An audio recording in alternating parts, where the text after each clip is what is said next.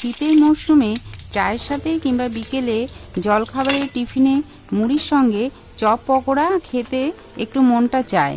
আর সেটা যদি বকফুলের বড়া হয় তাহলে তো ব্যাপারটা একটু অন্যরকমই হয়। তাহলে আসুন দেখে নিই কীভাবে বকফুলের বড়া তৈরি করব।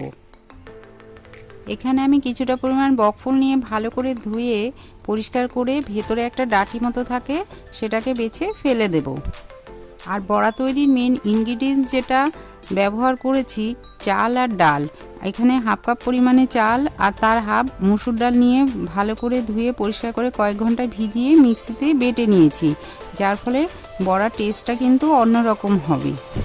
আর ব্যাটারটার মধ্যে দিয়েছি পরিমাণ মতো নুন, হলুদ গুঁড়ো, সামান্য একটু লঙ্কার গুঁড়ো, একটু গোলমরিচ গুঁড়ো, জিরে ভাজা গুঁড়ো দিয়ে ভালো করে বকফুলগুলো দিয়ে মিশিয়ে নিয়েছি। এবার এভাবে এক একটা করে তেল গরম করে ছেড়ে দিয়ে ভেজে তুলব। আপনারাও এভাবে একবার বেসনের পরিবর্তে চাল আর ডাল রেশিওটা ঠিক রাখতে হবে, হাফ চাল যতটা তার হাফ ডাল দিয়ে বানিয়ে দেখবেন যেমন মুচমুচে হয়, খেতেও খুব টেস্টি হয়।